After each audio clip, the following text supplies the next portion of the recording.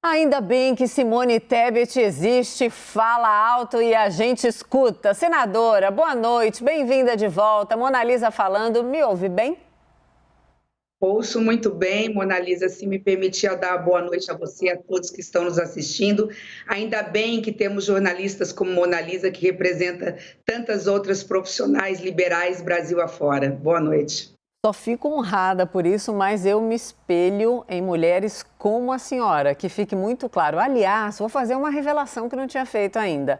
Peguei um trecho aquilo não foi o discurso, aquilo foi uma resposta, né, à nação brasileira. Mandei para um monte de gente e falei, repassa. Isso sim tem que viralizar. Pronto, falei e fiz isso.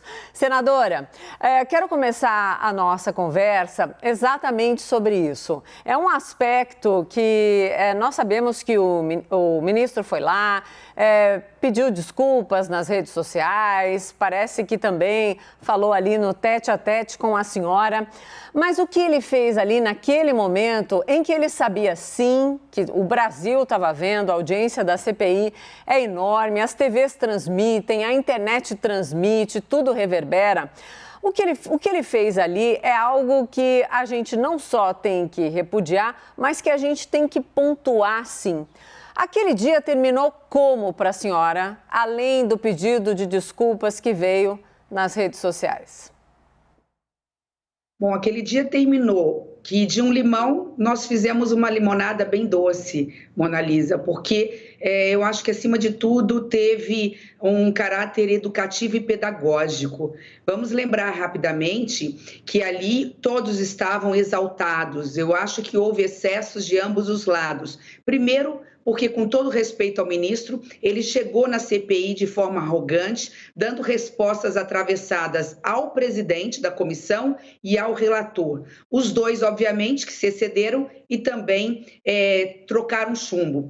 Ali houve palavras que não deveriam ser usadas de todas as formas. E quando eu fui me pronunciar, de forma firme, incisiva, mas de forma educada, como é de praxe, a minha parte, a mim incumbe analisar e destrinchar no aspecto jurídico o contrato, e eu, de uma certa forma, o descredenciei, até assim, em relação aos seus pares e auditores, ao dizer, a CGU fez o dever de casa, mas Vossa Excelência não, os auditores cumpriram com o seu papel e a sua missão, mas Vossa Excelência não, ele não aceitou, talvez de uma mulher, eu não posso afirmar, e com isso me deu a seguinte resposta. Isso, Mona Lisa, é importante dizer que foi tão grave quanto totalmente descontrolada. Ele disse, a senhora tem que ler de novo todo o processo.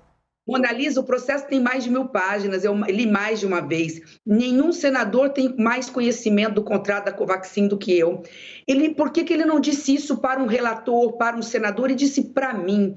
Então, ali ele cometeu, a meu ver, dois gravíssimos erros. Primeiro, dando a sensação que eu não tinha entendido nada, que eu era menor, que eu era ali, no mínimo, que eu era menos competente. E segundo, quando ele utilizou um adjetivo que não se utiliza para uma mulher que está no mercado de trabalho.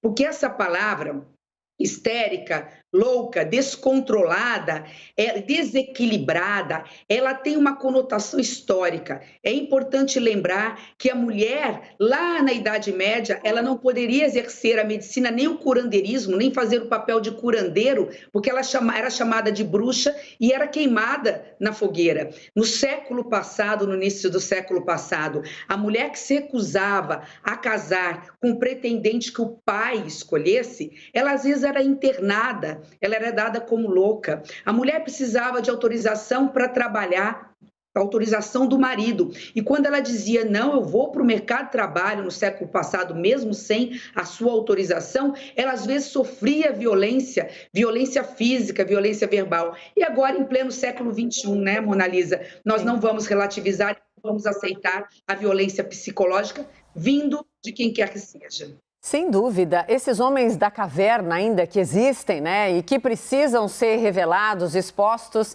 e constrangidos, sim, nos seus erros, infelizmente estão em todos os lugares, mas a gente enfrenta sem dúvida. E, senadora, preciso também fazer mais uma confissão para a senhora. A CPI, ela virou lição de casa para qualquer jornalista, né? Não é só algo que interessa o cidadão comum, mas os jornalistas pelo nosso dever de ofício. E me lembro muito bem que naquele dia a senhora ressaltou aí os ânimos alterados e equívocos de tom, né, por parte ali da mesa da comissão, né, o presidente e o relator. Mas eu me lembro do momento em que a presidência da sessão estava sendo ali tocada pelo senador Tasso Gereissati, ele vira para o ministro e fala: baixa a sua bola. Não é assim que se fala aqui. Não teve reação no mesmo tom que teve com a senhora. Além do descontrolada e também subestimando, dizendo que a senhora não tinha conhecimento e que tinha que refazer a lição de casa. E eu quero dizer para a senhora que isso foi pontuado, sim, naquele dia. Desde o momento que eu vi aquela cena, estou atrás da senhora para a senhora conversar conosco, porque nunca é demais a gente ficar atrás de uma mulher que foi vítima de algo, soube reagir e no dia seguinte ainda ensinou a todos nós. Falando em ensinar, vou dizer uma coisa que não vai agradar muito os senadores da CPI, mas eu preciso dizer. A senhora tem ensinado a ser muito didática ali nos apontamentos, a ser muito didática na lição de casa, que a senhora revela para a população brasileira e nos traz detalhes importantes da investigação. Pensando na investigação, nas prioridades, no timing, a senhora concorda que a CPI tem que focar em outros depoimentos que as pessoas estão questionando até se vale a pena agora, pela apuração em si ou pelo marketing, como, por exemplo, do empresário Luciano Hang? Quero ouvir a sua opinião como uma senadora muito atuante, apesar de não integrar ali a CPI, mas sim a bancada feminina tem feito um excelente trabalho com a senhora e todas as outras. O que a senhora acha do que vem pela frente? De uma forma muito simples, Mona Lisa, assim, até para encurtar a resposta, hoje eu vejo essa CPI como um grande quebra-cabeça. Nós tivemos, diante de nós, no início, nos foi dado um grande quebra-cabeça de 1.000, 5.000, 10.000 peças. E só que não nos mostraram a fotografia na capa da caixa. Só disseram o seguinte: quais são as cores deste quebra-cabeça. Então, nós tivemos que descobrir na CPI, né, qual era a materialidade dos possíveis crimes cometidos, o que tinha acontecido e quem eram os personagens. A primeira parte foi mais fácil. Ficou muito claro na primeira fase que houve uma omissão criminosa do governo federal, como uma estratégia mesmo de imunidade de rebanho por contaminação, para que as pessoas pudessem voltar o mais rápido possível ao mercado de trabalho, e com isso atrasaram de forma deliberada a compra de equipamentos, faltou-se planejamento, atrapalhou-se as ações dos estados e municípios e a própria aquisição de vacinas.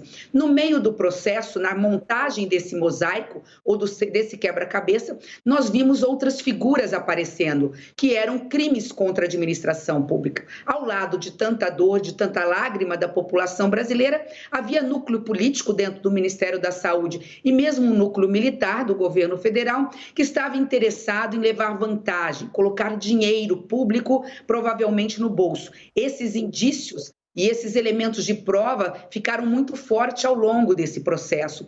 Agora, o que falta, por isso a sua pergunta tem procedência, o que falta é carimbar os personagens. Quem efetivamente prevaricou? Quem efetivamente se omitiu? Quem cometeu crime contra a administração pública de corrupção ativa, corrupção passiva, peculato, tráfico de influência, advocacia administrativa, organização criminosa, crime contra a saúde pública, crime de pandemia? A gente poderia ficar à noite aqui falando de mais pelo menos uns 20 tipos penais. Então, nós já temos a materialidade, nós já sabemos os crimes que foram cometidos, nós já sabemos muitos dos autores, mas o relator ainda tem dúvida em relação a alguns. Então, ele pode, no momento oportuno, obviamente, que apresentar um requerimento como fez, mas eu Eu apostaria, Mona Lisa, que essa semana que vem pode ter surpresas. Alguns nomes que foram ou que vão, a princípio, depor, podem ser trocados em 24 horas, em 48 horas. Isso depende muito da dinâmica da CPI. Sem dúvida. Ô, senadora, eu sei que a senhora está muito ocupada, mas no dia em que a senhora foi vítima, então, desse machismo ao vivo, eu e a Renata, que é a minha brava parceira, que brava de bravura, não de braveza, Renata Agostini, teve uma participação muito especial aqui ao meu lado e, inclusive, emocionante. Então, óbvio que agora a palavra está também com a Renata Agostini. Renata, por favor, chega nessa conversa. Obrigada, Mona. Boa noite, senadora. Bom tê-la aqui conosco. Queria seguir nessa toada da CPI, porque a presença da senhora foi muito definidora, né? Momentos-chave, a participação da senhora se mostrou essencial para o avanço dos trabalhos, né? O momento que mais fica na cabeça de todo mundo foi ter conseguido fazer o deputado Luiz Miranda finalmente, né, entregar ali tudo que ele tinha conhecimento.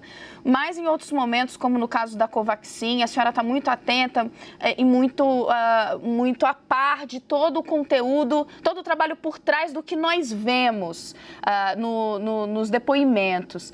E a questão que me parece se colocar para as pessoas nesse momento é o quanto se arrastar um pouco mais a CPI ou não, vai de fato contribuir para o resultado final, ou seja, sopesar o benefício de se alongar a CPI e ter mais depoimentos com o benefício de já encaminhar para as autoridades e eventualmente se ter desfechos de responsabilização.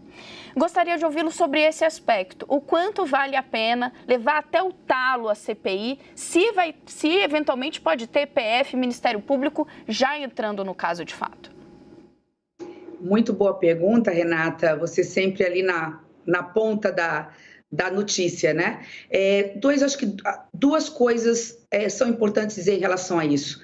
Nós poderíamos, sim, com mais uma semana de trabalho, fechar na parte dos crimes contra a administração pública o caso da Covaxin. O caso da Covaxin, eu acho que ainda falta um elemento fundamental, que é saber se essa garantia dada pelo banco, que não é banco, que não tinha nem lastro, nem condições de garantir a não execução de um contrato fraudulento, onde queria se pagar antecipadamente por uma vacina que não iria chegar no Brasil, algo em torno de 200 milhões de reais, se isso estava se tornando algo corriqueiro dentro do governo federal. Olha o que eu estou dizendo com informações que tenho dentro do processo e fora. É o que a minha linha de investigação final como contribuição da Covaxin. Para mim, né, e nós sabemos disso, com o apoio, inclusive, de um jornalista, eu passei algumas informações para ele para mim, nós chegamos já no FIBBank dando garantia em outros contratos. Lembrando, ele não pode dar garantia porque ele não é banco,